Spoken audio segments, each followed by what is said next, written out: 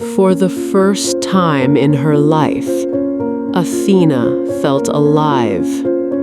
Not in war, not in victory, but beside someone who made her forget she was born perfect. And for the first time in her life, Athena feared losing something. This is the tragedy of Pallas Athena.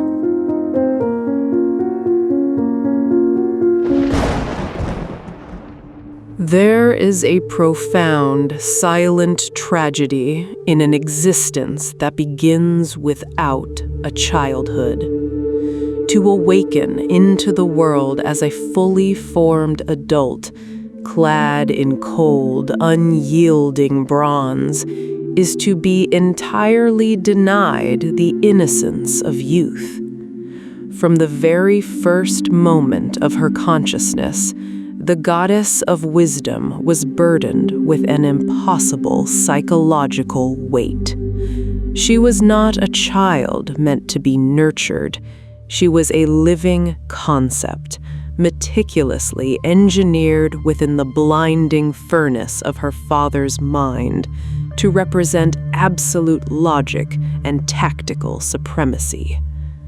The heavy, suffocating shadow of the king of the gods dictated her every instinct. The cosmos demanded nothing less than a flawless machine of war, leaving absolutely no space within her armor for the vulnerability of emotion, fear, or joy. To the mortals who would later worship her, she was a magnificent, infallible deity. But beneath the polished breastplate resided a hollow echo, an entity molded to be a perfect weapon before she was ever allowed to be a person. Yet, a mind forged entirely of cold calculation is a fragile vessel when introduced to the one thing it cannot predict. To remove her from the treacherous politics of Olympus, Zeus sent his armored daughter away to the quiet, sunken domains of Lake Triton. It was a grand irony. Here was a deity physically mature, a woman grown, yet emotionally barren, handed over to a sea god to be raised in the shadows of aquatic palaces. The realm of Triton was a place of deep, suffocating calm. The sunlight filtered through the water in pale, ghostly ribbons, casting long shadows against the limestone columns.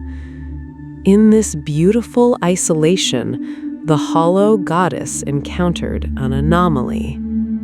Her name was Pallas.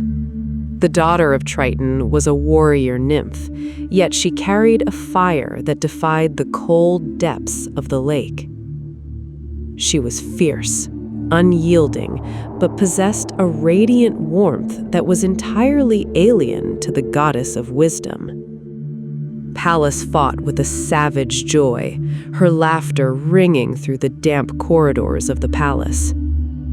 For Athena, whose entire existence had been defined by rigid architecture and sterile command, Pallas was a terrifying, mesmerizing contradiction.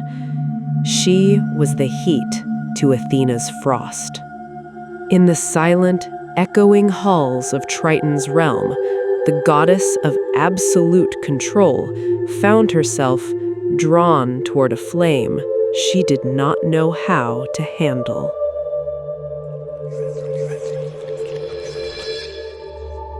What began as mutual curiosity soon darkened into a fierce, codependent obsession. For two solitary warriors isolated from the world, the clash of bronze became their only true language. The training grounds ceased to be a place of mere instruction and transformed into a stage for a profound and dangerous psychological dance. Day after day, the two women pushed the limits of their physical endurance, their bodies moving in a violent, synchronized rhythm. To the untrained eye, they were simply two majestic warriors refining their craft. But beneath the surface, they were walking a razor's edge between devotion and destruction.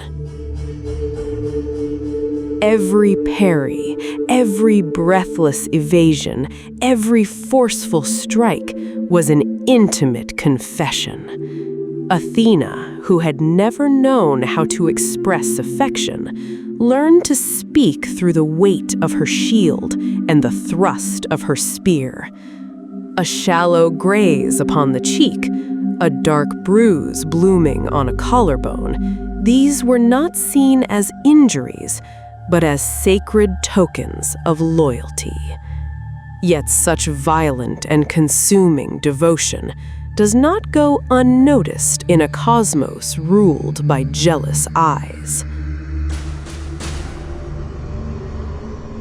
High above the tranquil waters of Lake Triton, beyond the swirling clouds of Mount Olympus, a golden gaze bore down upon the sanctuary. Zeus watched his daughter. His pride in Athena was boundless, but it was poisoned by the dark, suffocating paranoia of a sovereign who views his child not as a soul, but as an extension of his own power. This love was possessive, toxic, and deeply unsettled by what it witnessed. The king of the gods saw the brutal, intimate combats below. He watched the flawless machine he had birthed from his mind behaving erratically, bleeding, sweating, and most terrifyingly of all, smiling. The fierce bond between Athena and the nymph felt like a threat to his absolute dominion over his daughter's spirit. The sky above the lake began to turn the color of bruised iron. The wind carried the faint, bitter scent of ozone. A silent, brooding tension wrapped around the world, an invisible tightening of a celestial grip.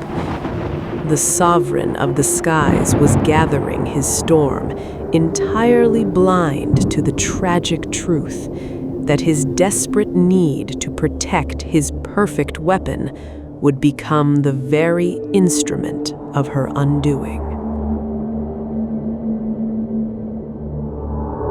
Oblivious to the creeping shadows from above, the two warriors prepared for what would be their grandest spectacle. It was a festival of their own making, a private tournament of martial supremacy.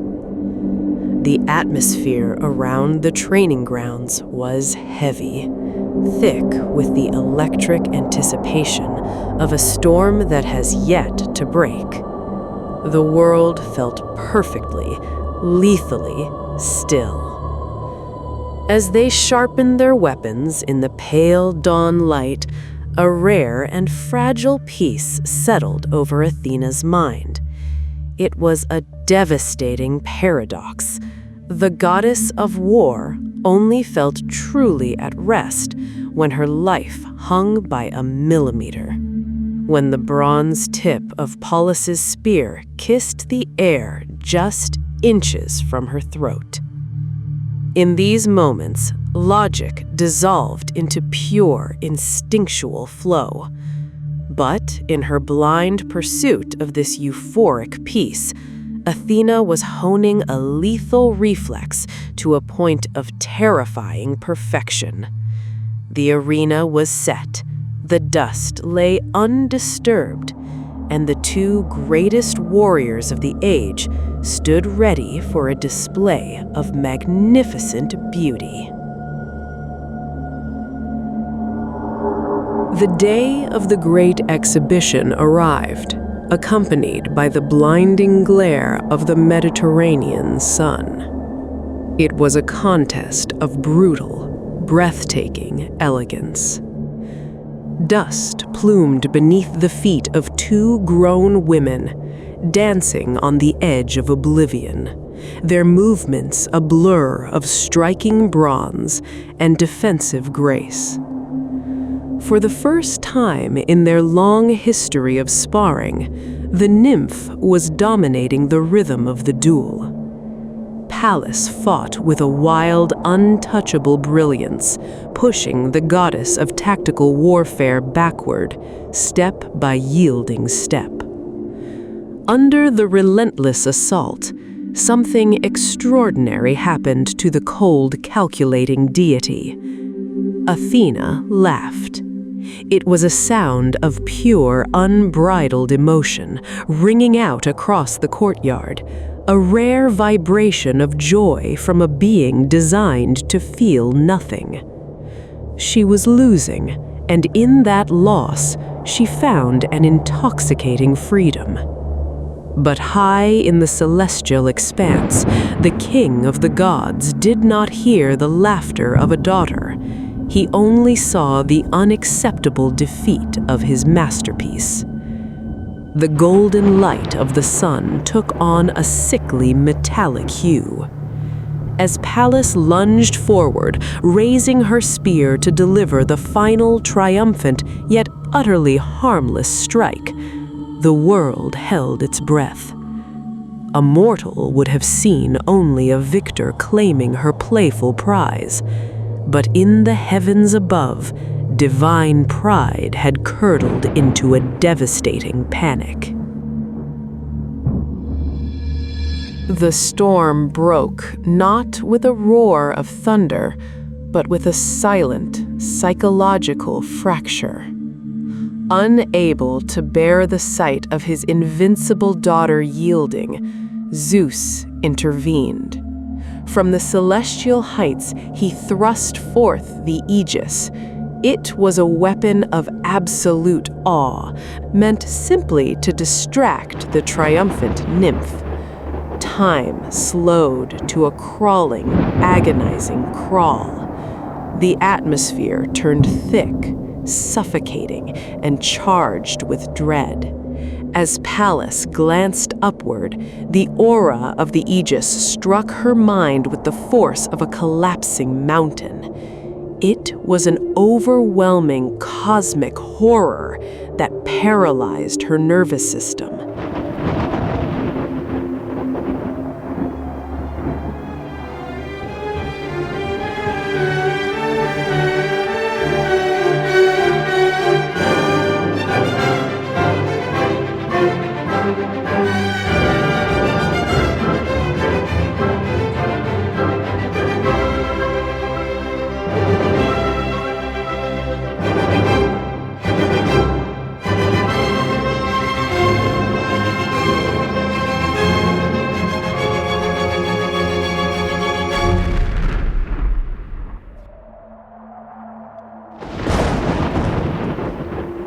She stood, utterly frozen, a mortal spirit crushed beneath the shadow of a god, completely defenseless before the perfect, unblinking machine of war, standing just inches away.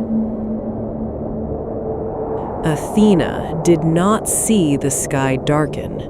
She did not perceive the divine artifact of her father blinding her companion. She only saw the fight. She saw the opening, when Pallas inexplicably dropped her defenses. The flawlessly programmed instincts of the war goddess took command. There was no thought, no hesitation, no conscious malice.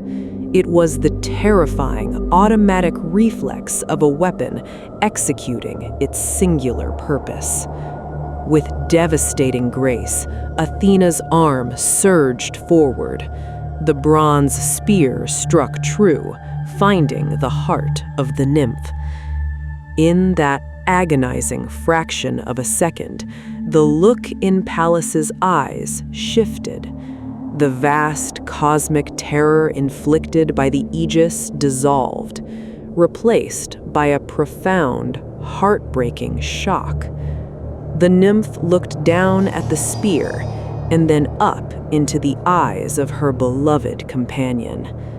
It was a gaze that conveyed the ultimate tragedy, not anger, but a silent, sorrowful incomprehension of the betrayal. Pallas fell, a wilted blossom upon the cold stone. The hollow clatter of bronze upon the courtyard broke the silence, and the delicate illusion of their perfect peace shattered forever. The blood pooling beneath Pallas was a dark, spreading stain that logic could not undo. As Athena stood over the motionless body of her companion, the impregnable fortress of her mind began to collapse. The goddess of wisdom and reason suffered a catastrophic fracture of the soul. Understanding rushed in, sharp and merciless. She realized that her father's toxic protection, combined with her own flawless killer instinct, had destroyed the only warmth she had ever known. The armor that had protected her from the world could not protect her from herself. She dropped to her knees, the cold reality of the corpse stripping away her divine composure. A horrific, guttural scream tore from her throat, echoing across the still waters of Lake Triton. She cursed the heavens, screaming her father's name into the void. But far worse, she cursed her own hands, her own mind, her own infallible nature. She was the perfect weapon, functioning exactly as designed, and she hated herself for it with an intensity that burned hotter than any sun. Wisdom had exacted its heaviest toll, leaving an immortal mind trapped in the suffocating ruins of its own perfection.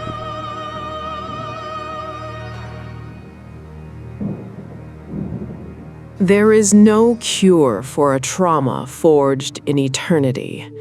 Refusing to let the memory of the nymph dissolve into the earth, the shattered goddess engaged in a tragic psychological defense.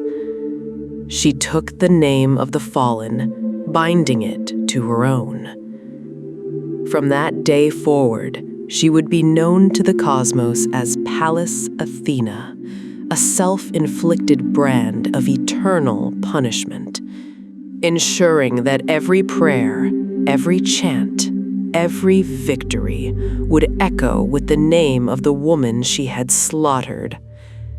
In the depths of her grief, she carved a wooden likeness of her companion, the Palladium, seeking to capture the warmth that had been stolen. In a gesture of agonizing irony, she wrapped the sacred carving in the AEGIS, the very instrument of her father's interference that had sealed the nymph's doom. It was an endless, cyclical torment of devotion and despair.